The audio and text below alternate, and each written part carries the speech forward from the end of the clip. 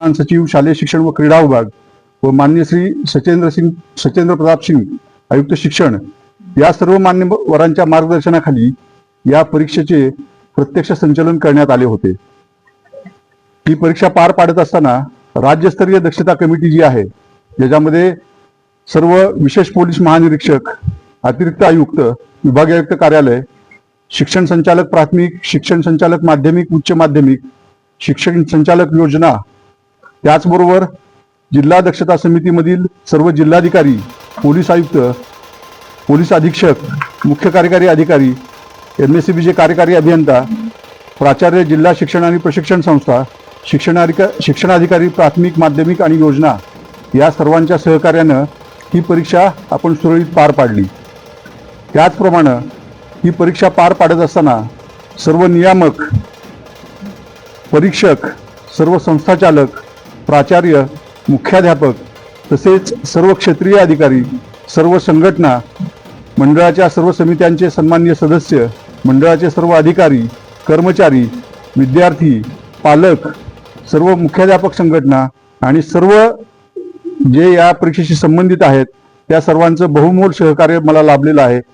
त्यामुळं आज आपण हा 2 मे रोजी निकाल जाहीर करताना मला मनस्वी आनंद होत आहे।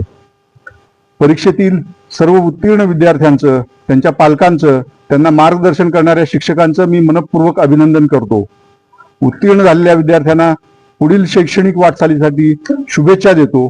त्याचबरोबर उत्तीर्ण न होऊ शकलेले काही विद्यार्थी असतील तर त्यांच्यासाठी आपण आता लगेच पुरवणी परीक्षेची घोषणा करणार आहोत, त्यांना पण मनपूर्वक शुभेच्छा। आता आपण ही जी परीक्षा झाली त्याची काही प्रमुख ठळक वैशिष्ट्य मी सांगतो आपल्याला। आपण 12वीची परीक्षा घेत असताना जे प्रमुख विषय होते त्या लेखी परीक्षेच्या दरम्यान किमान 1 दिवसाचा खंड ठेवण्यात आला होता। सदरचे वेळापत्रक 31/10/2025 रोजी विद्यार्थ्यांच्या माहितीसाठी मंडळाच्या संकेतस्थळावर प्रसिद्ध करण्यात आलेलं होतं। विद्यार्थ्यांना व्यावसायिक अभ्यासक्रमाच्या परीक्षेची तयारी करण्यासाठी पुरेसा वेळ मिळावा, म्हणजे नीट असेल किंवा JEE असेल, तसेच परीक्षांचे निकाल लवकर जाहीर होऊन पुरवणी परीक्षा लवकर घ्यावी या दृष्टीनं 12वीची परीक्षा आपण नेहमीपेक्षा 10 दिवस अगोदर ठेवली होती। परीक्षा कालावधीमध्ये विद्यार्थ्यांना मार्गदर्शन करण्यासाठी आणि त्यांच्या शंकांचं निरीक्षण करण्यासाठी राज्य मंडळ स्तरावरून समुपदेशन करण्यासाठी 10 समुपदेशकांची नियुक्ती करण्यात आली होती। त्याचबरोबर विभागीय मंडळ स्तरावर जिल्हानिहाय समुपदेशकांची नियुक्ती करण्यात आली होती। तसेच राज्य मंडळ व 9 विभागीय मंडळामध्ये नियंत्रण कक्ष कार्यरत करून हेल्पलाईन सुविधा उपलब्ध करून देण्यात आली होती। माध्यमिक परीक्षा म्हणजे ही जी 12वीची परीक्षा आहे त्यामध्ये फेब्रुवारी-मार्च 2026 करता एकूण 153 विषयाची परीक्षा घेण्यात आली होती। विषय 153 होते। विज्ञान शाखेसाठी इंग्रजी, मराठी, हिंदी आणि उर्दू या 4 माध्यमांमधून, तर इतर शाखांसाठी इंग्रजी, मराठी, हिंदी, उर्दू, गुजराती आणि कन्नड या 6 माध्यमातून विद्यार्थ्यांनी मंडळाकडे नोंदणी केलेली होती।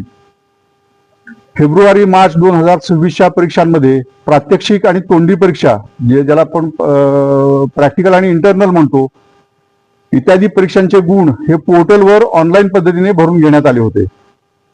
12वी परीक्षेस प्रविष्ट झालेल्या खेळाडू विद्यार्थ्यांचे क्रीडा प्रस्ताव हे क्रीडा विभागाकडून ऑनलाईन पद्धतीने स्वीकारण्यात आले आणि त्याची छाननी पडताळणी ही विभागीय मंडळ स्तरावर ऑनलाईन पद्धतीने करण्यात आली।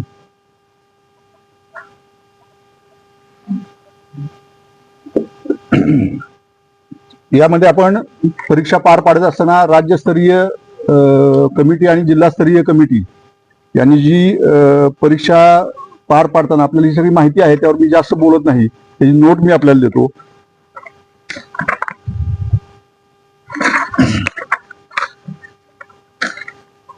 आता या आजच्या परीक्षेची वैशिष्ट्य मी सांगतो आपल्याला। राज्यातील पुणे, नागपूर, छत्रपती संभाजीनगर, मुंबई, कोल्हापूर, अमरावती, नाशिक, लातूर, कोकण या 9 विभागीय मंडळातून विज्ञान, कला, वाणिज्य, व्यवसाय अभ्यासक्रम व ITI या शाखांसाठी एकूण 14,33,058 विद्यार्थी प्रविष्ट झाले होते। त्यापैकी 12,86,843 विद्यार्थी उत्तीर्ण झालेले आहेत. ही जी टक्केवारी आहे म्हणजे एकूण जे सगळ्या शाखांचे विद्यार्थी बसले होते त्याच्यापैकी पास झालेले विद्यार्थी आहेत त्यांची टक्केवारी आहे 89.79. खाजगी विद्यार्थी म्हणून जे बसलेत फॉर्म नंबर 17 भरून खाजगी विद्यार्थी एकूण 36,941 प्रविष्ट झाले होते. त्यापैकी 29,634 विद्यार्थी उत्तीर्ण झालेले आहेत. म्हणजे उत्तीर्णाची टक्केवारी आहे 80.21. जे रिपीटर असतात पुनर्परीक्षा देणारे त्यामध्ये एकूण 50,346 विद्यार्थी बसले होते. त्यापैकी 18,349 विद्यार्थी उत्तीर्ण झालेली आहे. ही टक्केवारी आहे 36.44. त्याचबरोबर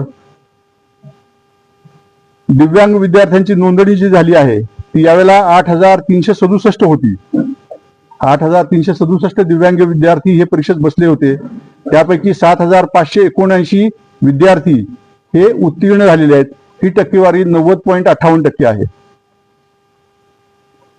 12वीच्या परीक्षेस नोंदणी केलेल्या पात्र दिव्यांग विद्यार्थ्यांना आपण प्रचलित पद्धतीने सवलतीचे गुण देण्याची कार्यवाही करण्यात आलेली आहे.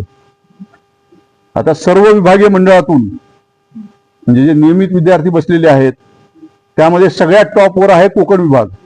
कोकण विभागचा निकाल जो आहे तो 94.14% लागलेला आहे. सर्व 9 विभागामध्ये 1 नंबरला आहे कोकण विभाग 94.14%. आणि सर्वात कमी निकाल हा लातूर विभागाचा लागलेला आहे 84.14%.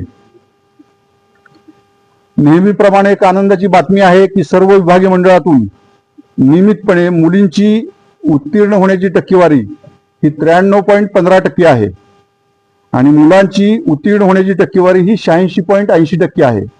म्हणजेच 6.35% मुली ह्या मुलांपेक्षा जास्त उत्तीर्ण झालेले आहेत. 86.80 मुली 93.15% आणि मुलं 86.80%. म्हणजे 6.35% मुली ह्या जास्त संख्येने पास झालेल्या आहेत. आपण जे 153 विषय घेतो त्यापैकी 26 विषय असे आहेत ज्याच्यामध्ये 100% निकाल लागलेला आहे.